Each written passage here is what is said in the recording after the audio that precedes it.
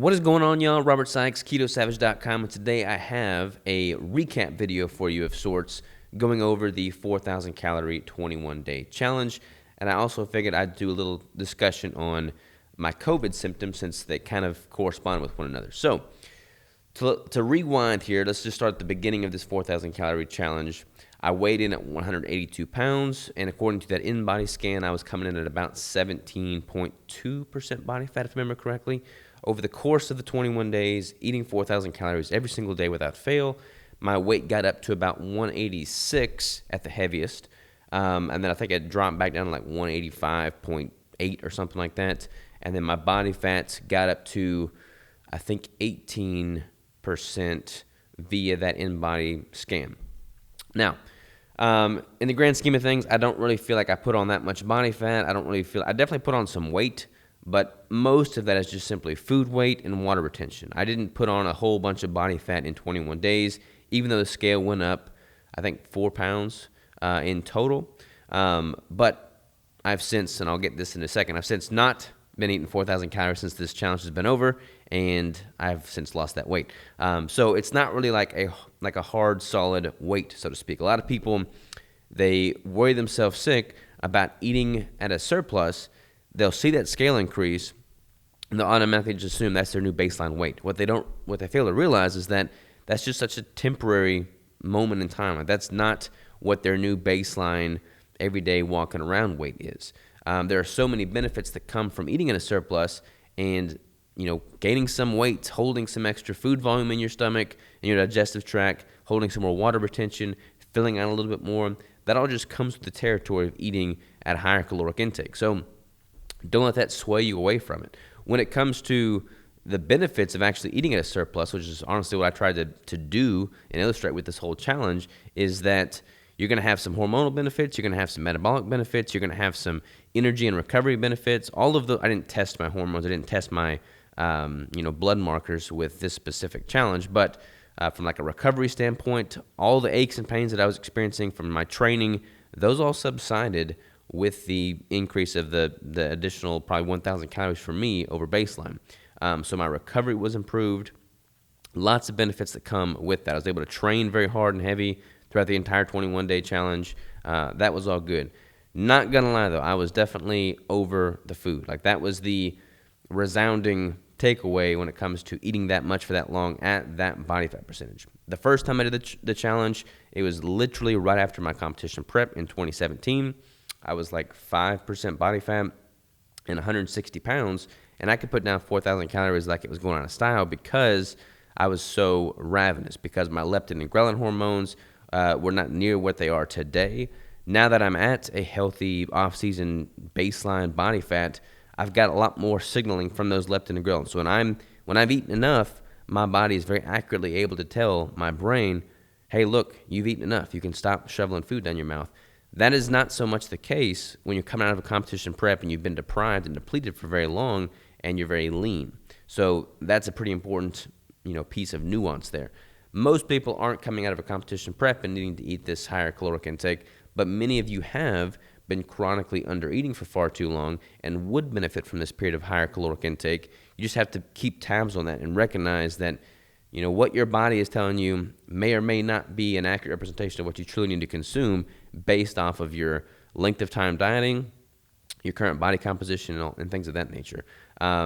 I could absolutely tell that I was in a significant surplus. Again, I think my baseline's probably around 3,000 calories as a maintenance. So for me to be 1,000 calories beyond that, that was pushing the envelope pretty significantly for my surplus. I mean, I was able to get those calories in, and I didn't really gain that much weight in the grand scheme of things, but it wasn't pleasant. I felt like I was force-feeding there towards the end. There was a few days, like 3, I think, where I actually felt hunger, but that was not the norm. So keep that in mind. Also, the types of foods you consume when in a surplus are going to have a pretty profound impact as well. When I was eating super high protein days, I mean, at 4,000 calories, it's going to be a lot of protein for me anyways, and I think most of my intake was averaging probably around 250 50 grams of protein a day probably on average, between 225, 275. So we'll just call it 250 as an average. I had one day that was really low, I think like only 120, 130 grams of protein. I had one day that was really high, north of 300 grams of protein. That much volume was just no bueno for me. I did not like eating 300 plus grams of protein. There's no need for me with my stats to eat 300 grams of protein. And that holds true whether I'm in a deficit or in a surplus. Like there's a point of diminishing returns when it comes to protein consumption. There's been a lot of controversy around this topic right now, and I am not suggesting that too much protein is going to lead to insulin resistance or making you fat or things of that nature. The argument against it comes in the fact that if you get a set amount of calories and you're eating so much in protein that you're distracting from the dietary fat that your body could be consuming, and that's where you're getting your energy, then you're probably going to be leaving some energy on the table, and depending on what your goals are, that's probably not a good allocation of those macronutrients. I mean, if I'm in a building phase and I'm training very hard, I'm demanding a lot of my body, I want to make sure that I'm getting ample energy, because past the point of diminishing returns of my protein, that's not really doing any additional good for my body. Like, I don't need 300 plus grams of protein a day to build and repair muscle tissue. So it's not really a good allocation of those resources. But all that to say, everyone's going to have some nuance there. Everyone's going to have some bio-individuality, and what your personal preferences are from a taste, texture, volume standpoint are going to come to the picture. What are some of the takeaways as far as the challenge goes? My blood markers stayed pretty good throughout.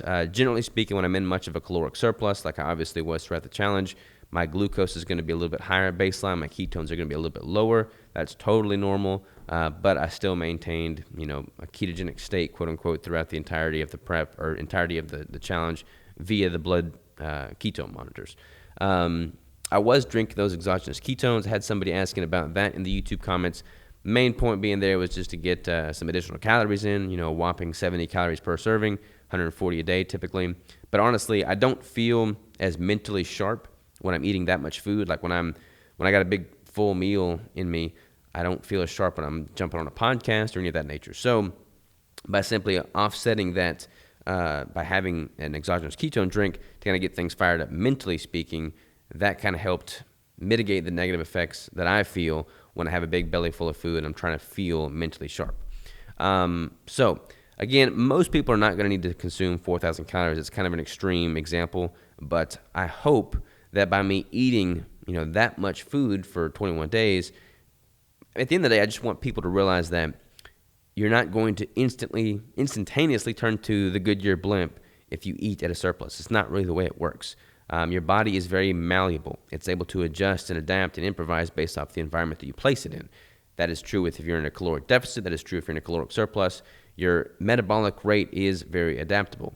It down-regulates when you're reducing calories. It up-regulates when you're increasing calories. And your body is going to benefit from times in a deficit and times in a surplus. There has to be this yin-yang relationship between the two to truly optimize for either. So now that the 21 days is over, I'm going to transition back into a more sustainable surplus for me, probably between 3,000. I'll probably kind of allow myself to establish a good baseline again at 3,000 calories, kind of confirm that is my, in fact, true maintenance.